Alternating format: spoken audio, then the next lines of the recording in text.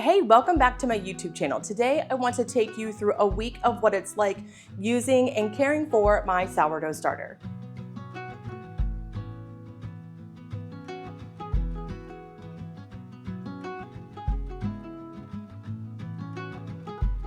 So just to get you up to speed with where my sourdough starter's at right now.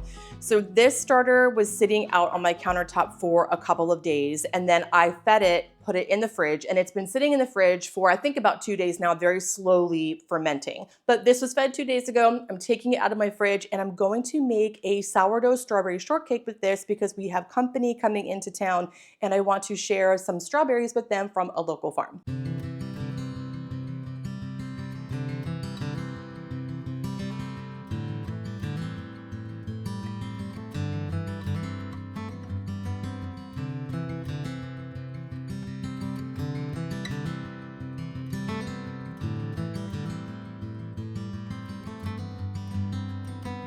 So the dry ingredients are mixed together, and now we're going to add the wet ingredients, which is where we also include the sourdough starter discard. Now, the thing about using discard in any recipe is that it does not have to be inactive. We often talk about using discard from your feedings that's inactive, that's been fully metabolized by that wild yeast and bacteria, but you can use active starter in discard recipes for sure.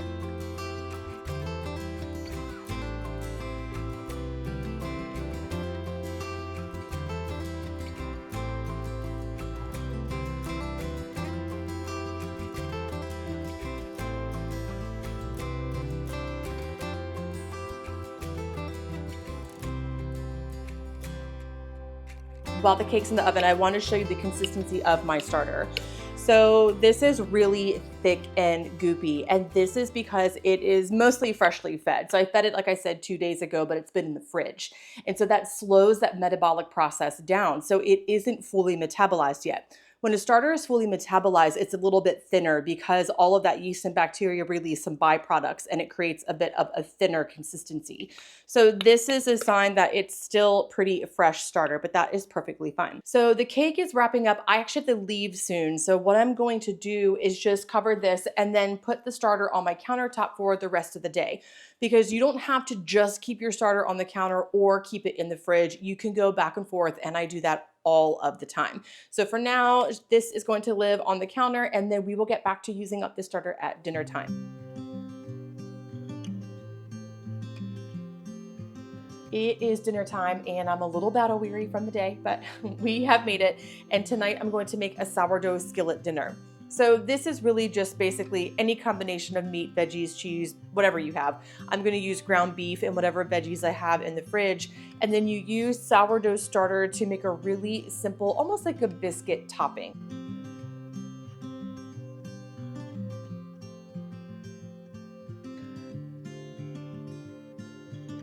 I have the ground beef browning in here. I ended up using 2 pounds of ground beef. You could totally use 1, but I had 2 that were thawed that need to be used, so I'd rather just go ahead and cook it.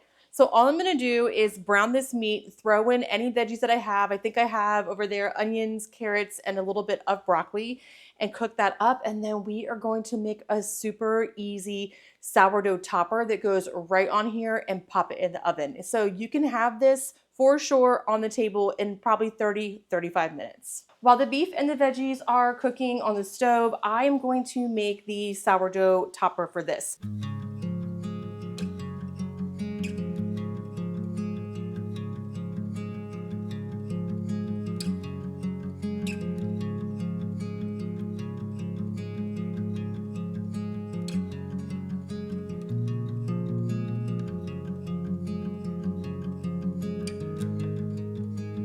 Okay, so that is in the oven and we'll just let it bake for about 20-25 minutes or so.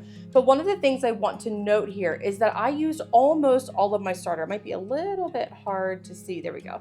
But you can see that this jar is pretty empty. And I know when we're talking about sourdough starter and feeding and discarding, we always say like leave some so you have enough to feed later. You really don't need to leave that much. And in fact, some of you recently in the comments even encouraged me to just leave what's on the sides of the jar and feed that, and it worked like a charm. So I need to finish up this dinner because it's getting late and my family's hungry and they're waiting for me to finish this. So I'm gonna wrap up this skillet dinner, and then tonight before I go to bed, I'm gonna show you how to feed your starter when you have almost nothing left in the jar like this. And then we are gonna get the starter fed and prepped for some bread baking tomorrow.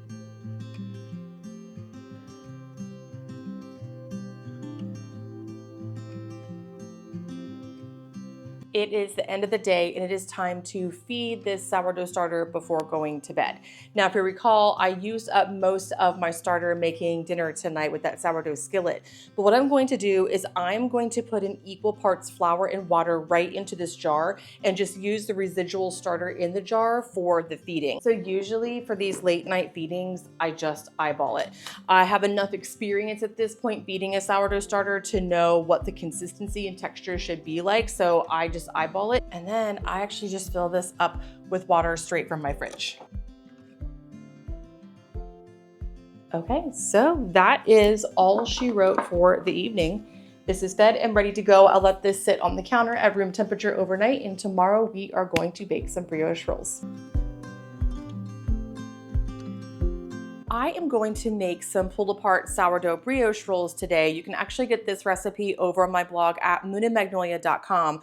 But my in-laws will be here today because my daughter has her first dance recital tomorrow, which is super exciting. But I thought some nice rolls would be good for dinner, and then we can have them for breakfast or lunch tomorrow. But you can see here that my starter is nice and active and bubbly after feeding it last night, even though there wasn't really that much in the jar. So that works great. So if you were down to the bottom of the barrel in your starter, just put some flour and water in there and you will be good.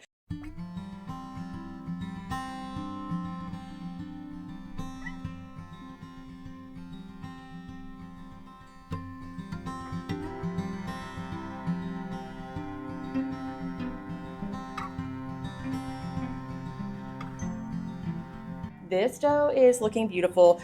You can see here it passes the window pane test, which is just a way to see if you have developed the gluten strength enough. If you stretch it and light comes through like it does here, it's maybe a little hard to see on camera. I don't know if it's focused, but you can see that it looks good. So this is going to bulk ferment for the remainder of the day until it is doubled and domed on top.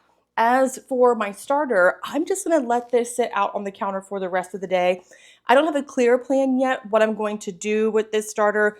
I might use it for something later today. I definitely will use it tomorrow, probably for breakfast, but I'm not entirely sure. So we will get back to this when I have a better plan for what is going on. But in the meantime, it can just chill on the counter. Okay, these rolls are proofed and shaped and they're ready to go in the fridge. Actually, they've already been in the fridge for about an hour or so, but you can see they are looking really beautiful. And I'm gonna bake these tomorrow. We actually ended up not using these today. It's been a crazy day around here. Our air conditioner broke. The HVAC guy had to come repair it. My in-laws are here visiting. So we just decided to order Chinese. That's just how the day went. But sometimes that's just how things have to go. I'm actually not going to do anything else with my starter. So my starter has been sitting out on the counter all day and it looks like it's pretty much deflated at this point. I don't know if I'm going to get to my starter tomorrow. My daughter has her dance recital. She gets to pick where to go to lunch tomorrow, so we'll be eating out. I'm not really sure if I'm going to be using it. So what I'm going to do is I'm just going to stash this right in the fridge as is. If you throw your starter in the fridge unfed like this, I'd really only recommend keeping it in there for a day or two before feeding it again. So I'm gonna put this in the fridge. It's gonna stay in there maybe a day, but we'll definitely get back to it in a couple of days.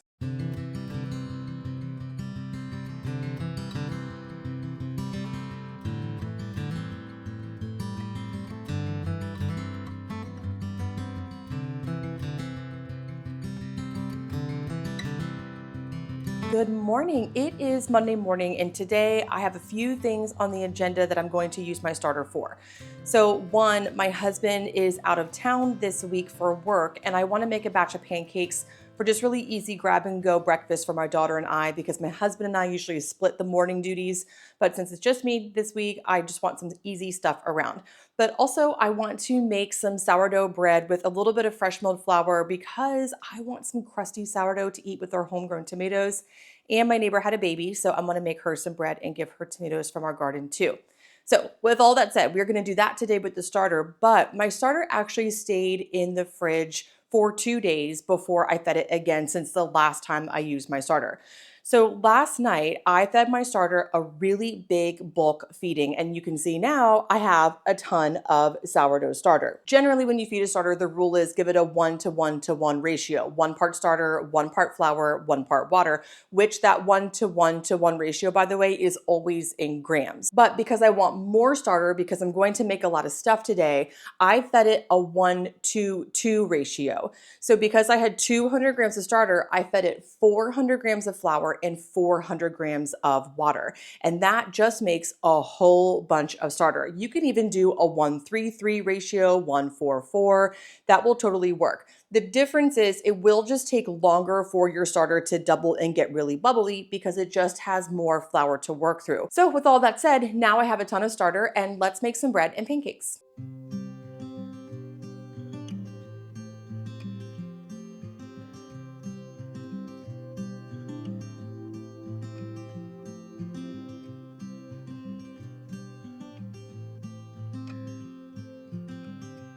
This is active sourdough starter that I'm using for this bread. So active starter is a starter that's been fed usually somewhere between 4 and 12 hours. It's full of bubbles and it's doubled in size. So you can actually use inactive starter to make bread, but the difference is active starter works faster because it has its peak of yeast and bacteria.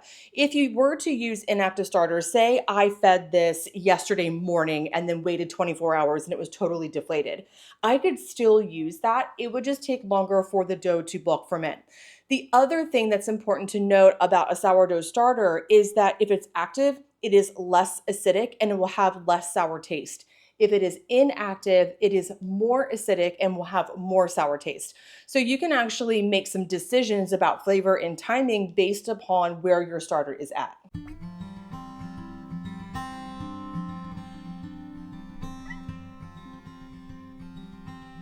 So I have about 30 minutes while that dough autolyzes, and I'm going to use the rest of this starter for a batch of no flour sourdough discard pancakes.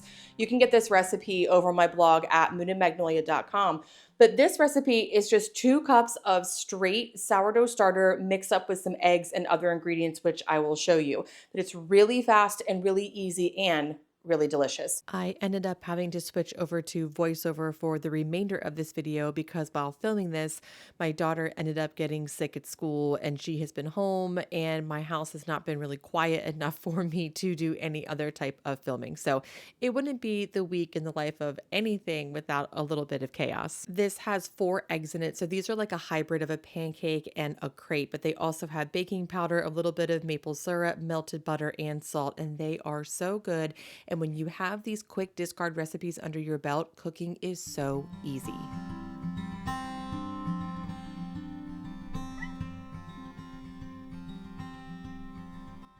So the next day, on day 6, I baked the bread and you can see it turned out beautiful. But the night before, I just kept my sourdough starter out on the counter. So I didn't feed it. I didn't do anything with it. I just threw it on the counter, and I'm using what is left in that jar today to make a sourdough mac and cheese. Of course, making bread is fun and starter is used for leavening bread, but I really think that when you start learning how to use sourdough starter for meals, it opens a pathway for new ideas and creativity in the kitchen. And sure, you can make mac and cheese without sourdough starter, but once you start thinking about how to use your starter, you just get all these new ideas and you can start throwing new things on your menu. So here I'm just mixing together 2 cups of whole milk and about a half a cup of starter, and then I'm making a plain old roux. So that's about, I'd say, a 1/4 cup of butter and a 1/4 cup of flour that I'm mixing together. So once that flour cooks for about a minute or so, I am just throwing that milk and sourdough starter right into the roux mixture. And this makes a super creamy base for mac and cheese. Now, here's the really cool thing about sourdough starter.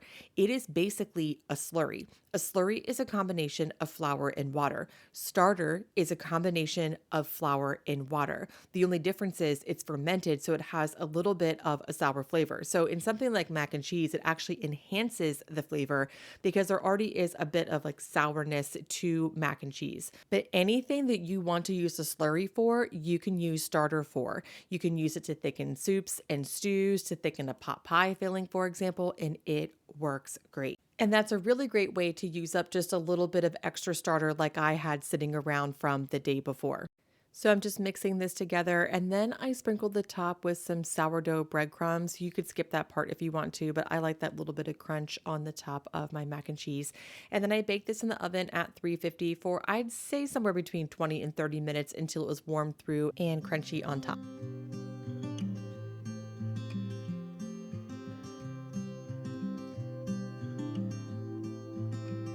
And it is bedtime, and I am just feeding my sourdough starter. Now, I'm actually scraping it out of this jar and putting it into another jar simply because I don't need such a big jar. If you wanted to use the same jar, that's totally fine, but I just don't need a half-gallon jar of starter at this point.